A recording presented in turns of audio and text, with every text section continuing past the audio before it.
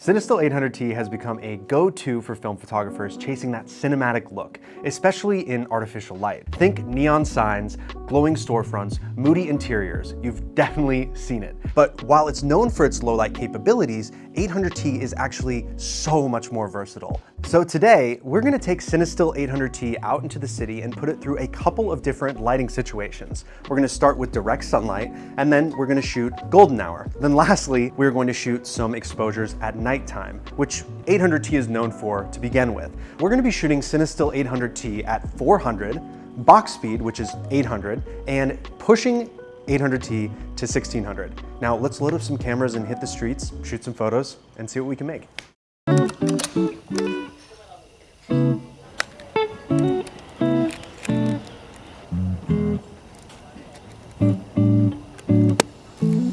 So we're starting out with some harsh daylight. We've just loaded 800T into my Pentax 6x7, and I'm rating this roll of 800T at 400. When you overexpose a roll of color negative film, the amount of exposure latitude that you have means that you're still gonna get really, really nice exposures.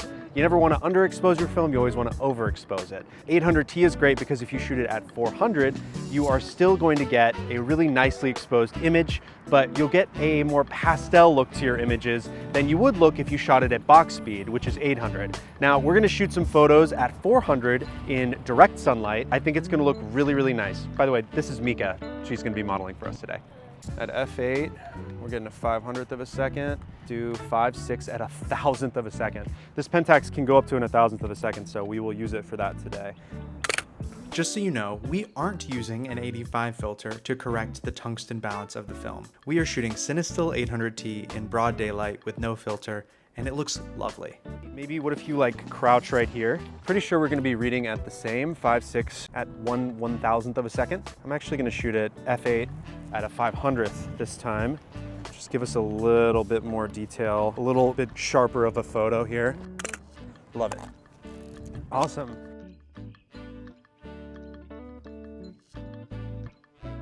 I'm gonna do 5.6 at 1/500th of a second. The last photo I shot in direct sunlight of Mika was at f8 at a 500th, so I'm overexposing this a little bit. I think it'll look really nice though.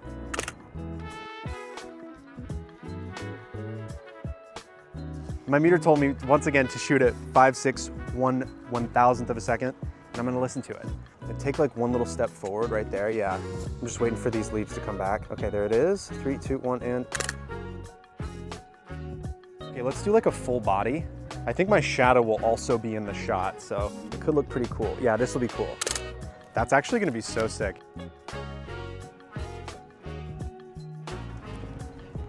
Yeah, I think I want to like have you just lean up against this barrier, and I'm just gonna shoot a photo of you with the sun right behind your head. We're reading at 5.6 at 1/125th of a second, so that's a lot slower than when we were in direct sunlight, but I think I wanna open up a bit. I think I wanna shoot at 2.8 1/500th of a second and just see how that looks. Okay, I'm gonna do one more at 5.6 1/125th of a second. That one looks so good through the viewfinder. There's a good chance we'll get some sort of nice gleaming halation around the sides of Mika's head, and I'm really hoping we do. 3, 2, 1, and here we go. Beautiful. Right there is great, yeah. Yes! The light bouncing off the, no, it looks so good. 5.6 500, all right, cool. That sounds good to me. Okay, 3, 2, 1, and got it. All right. Next spot. Yeah, next spot. So now it is sunset. I'm going to be rating my CineStill 800T at box speed, 800.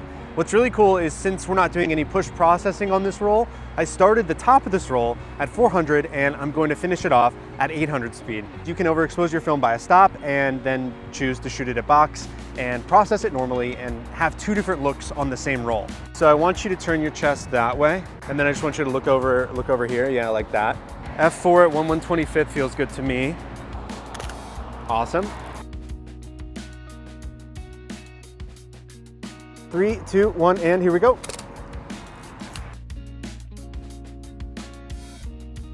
We've got a 5.6 at a 2/50th. That looks great. Okay. And why don't you like glance over, yeah, right there, that's great.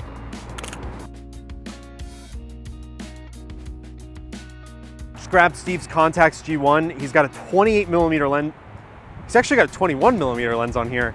This thing is super wide and sick, and it's got a roll of 800T. He's shooting at box speed. Just gonna shoot a couple photos and see how that looks too.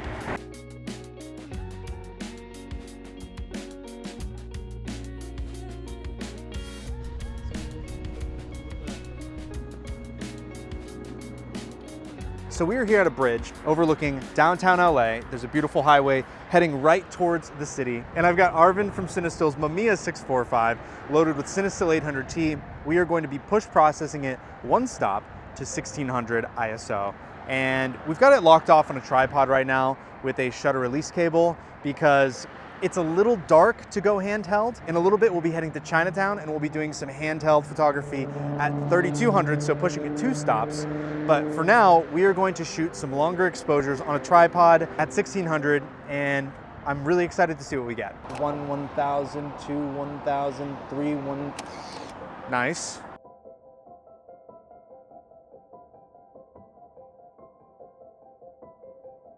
Dude, this camera's sick. I just punched in. Wow, that looks beautiful too. All right, let's try this one again. F11 for, let's do 3.5 seconds.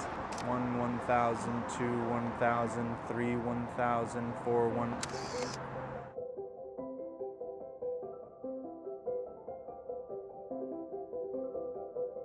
It's a little dark out here. We don't have the full studio set up. This is looking absolutely beautiful, I can't lie. Gotta have a little iPhone lighting assist here. We just rolled out and I think we're about to head to Chinatown. Okay guys, now we are in Chinatown and we've got the Mamiya 645 loaded again with CineStill 800T. This time we're pushing it 2 stops to 3200. Doing this will allow us to shoot handheld with this camera in lower light situations like this, like nighttime. I'll expose for the shadows and some for the highlights so you can see the difference at 3200. And I might even pull out the tripod and do a couple shots if it gets too dark. But if you're shooting at 3200, most likely you're not doing so to then throw your camera on a tripod. It's because you don't have a tripod. So I've got my light meter app pulled up here, and at 4.5, at a 50th of a second, we will have a properly exposed scene at 3200.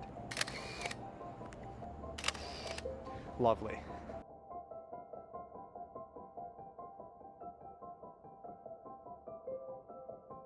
Okay, so we're metering for the highlights here. Again, we're at about a 60th, 50th of a second at 4.5. So I'm just gonna shoot one real quick.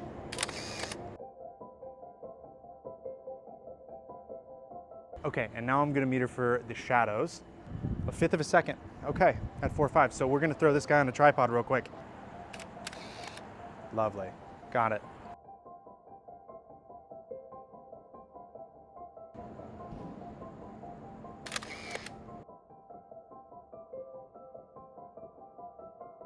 My overall meter reading is giving me a 30th of a second, which is pretty slow at 4.5, but we're gonna give it a go. Try one more of those.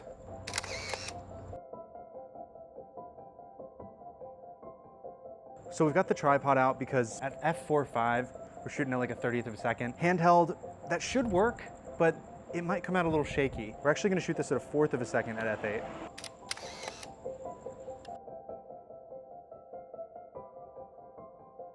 I really loved that. That was actually really awesome. I loved the lights going through there. I want to get a photo of this "We sell Kodak film" sign up here. We're shooting at 4.5 still at a 30th of a second. This is in the shadows this time, so it'll be interesting to see how it turns out. Oh, that was the last of the roll. Should we go get these developed? Come on, what are you waiting for?